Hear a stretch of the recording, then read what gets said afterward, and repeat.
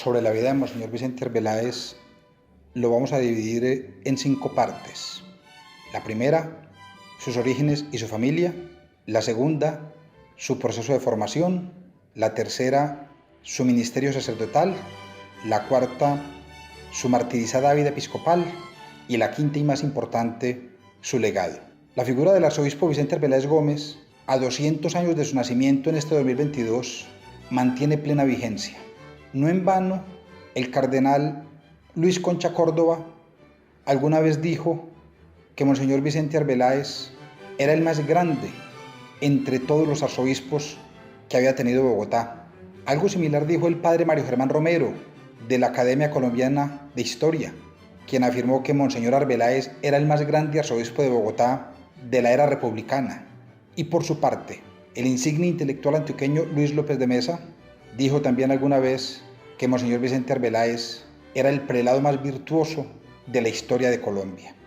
Estos 3 testimonios entonces son suficiente mérito y argumento para que hoy queramos traer de presente la vida de este insigne san vicentino, que es sin lugar a dudas el más ilustre de los hijos de esta localidad del oriente antioqueño. Vicente Arbeláez Gómez nació en el hogar de Fermín Arbeláez y María Braulio Gómez, una pareja conformada por un san vicentino y una marinilla que se casaron en 1818 y tuvieron una numerosa prole. De ellos, 10 sobrevivieron a la infancia y llegaron a la adultez.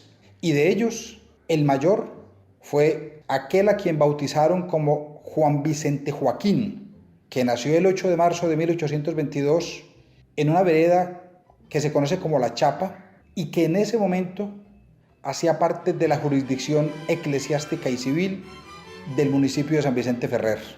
Años después, esos territorios le fueron anexados al municipio del Peñol, pero eso en nada demerita la condición de san vicentino de Monseñor Vicente Arbeláez, no solo porque jurídicamente así nació él como san vicentino, sino y sobre todo porque así se reconoció él hasta el día de su muerte, tal como lo dejó plasmado en el testamento que emitió en junio de 1884 en la ciudad de Bogotá.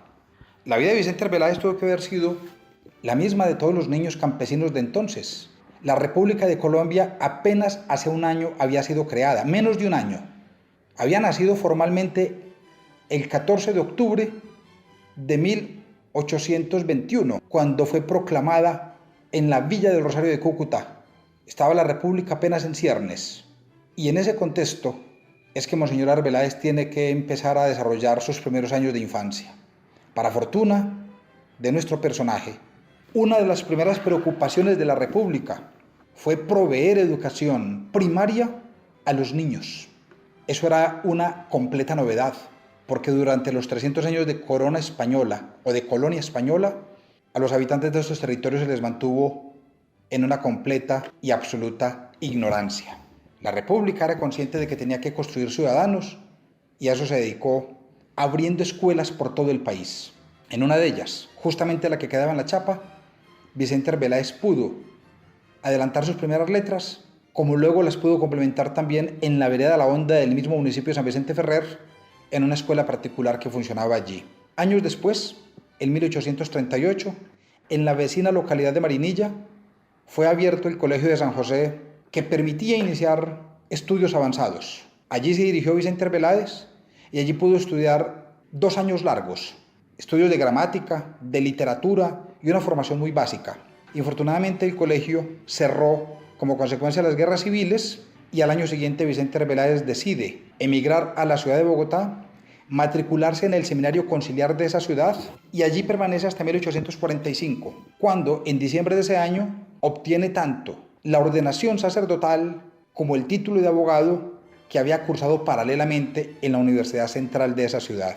Ya hecho sacerdote, regresa a Antioquia a desempeñar sus menesteres parroquiales. Primero estuvo en la parroquia de Abejorral un par de años, posteriormente se trasladó a la ciudad de Marinilla, donde llevó a cabo una importante labor, primero como rector de su antiguo colegio, que fue reabierto bajo su dirección en 1848, y un par de años después, también como párroco de esa localidad.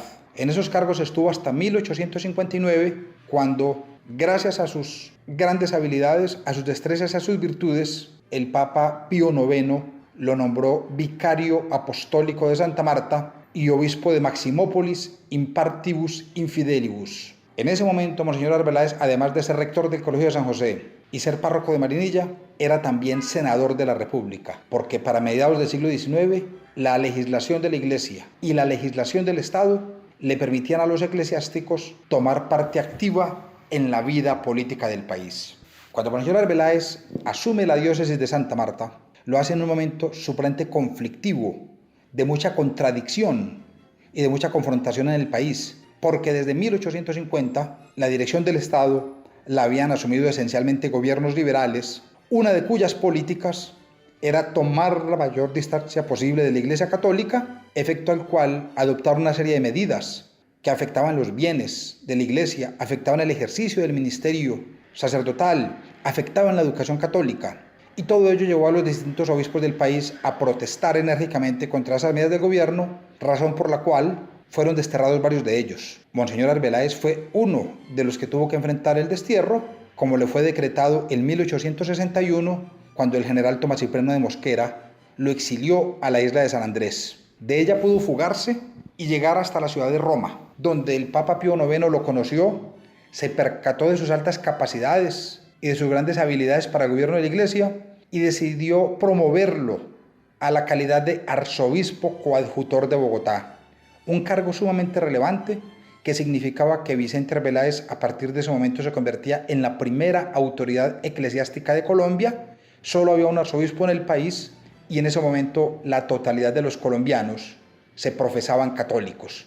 Por ende, esa figura era de extremada relevancia, de especial significación y de gran importancia.